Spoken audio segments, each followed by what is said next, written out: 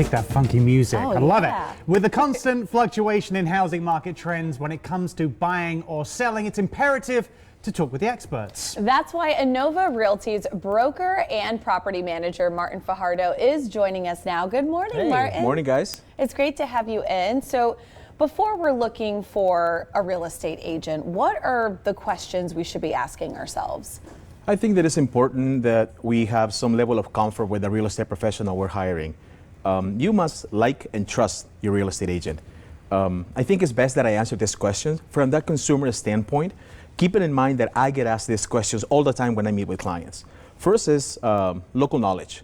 Local knowledge is the most important asset for a real estate agent because our consumers are making decisions based on the information we give them. Then it's expertise. How long have we been licensed? How many transactions we have under our belt? An agent with enough experience is going to be able to maneuver around common pitfalls and negotiate more assertively for our clients.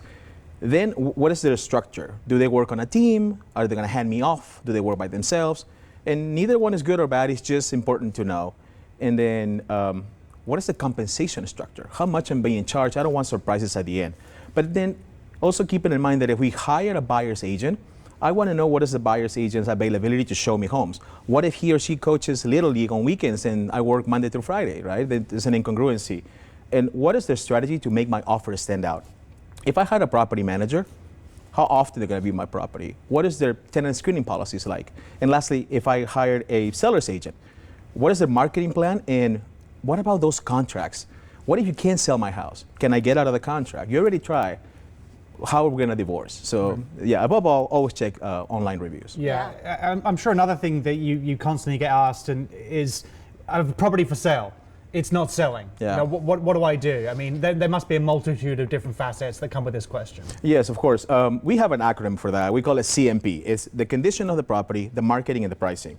First, the condition, it has to look good, feel good, and even smell good. So we go from sending cleaning crews, painting, and everything, all the way to putting plugins on the wall for that property to be at its best.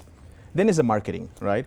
On this day and age of technology, we have to have the best marketing materials for the home. Professional photography, videos, drones, etc. We put all this information inside the MLS, and voila, a day later, we're marketing experts. The MLS does the heavy lifting for us and syndicates all this listing into Zillow, Trulia, Realtor.com, etc. But that's not enough. As real estate professionals, if the house is not selling, what else can we do besides that? What we do in our firm is we do paid, targeted social media advertising. We're going after those buyers that are not actively looking and showing the house. Maybe they actually, engage with that property.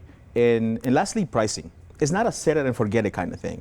After we set the listing, every so often we're going to go periodically check what sold, why didn't we sell? What is an escrow? How can we miss that contract and that buyer?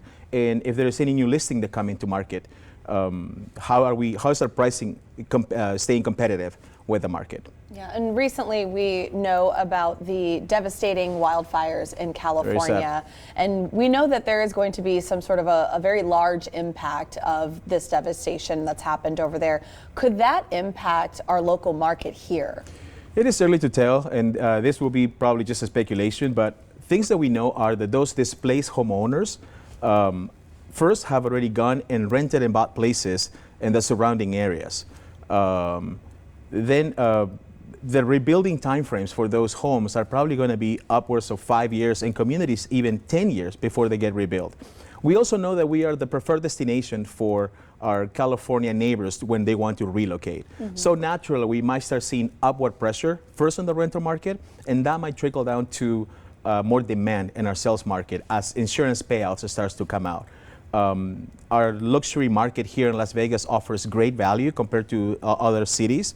And we offer also tax shelters for those trying to relocate and make Nevada their primary residence. So, plus we have a couple of movie stars already as locals, so they might. I'm pretty sure they. Talking about us two. Us two right here. Yeah, Right. They put up a good word. I mean, you can speak at length with all this, and clearly your knowledge comes through. That you're a Best of Las Vegas winner. Yes, yes. Which shows your excellent expertise. What does that say about you, your company, and your potential customers out there? Well, we were just recently nominated and won Best of Las Vegas Silver Division for Best Property Management Firm. We really grateful to everybody that voted for us.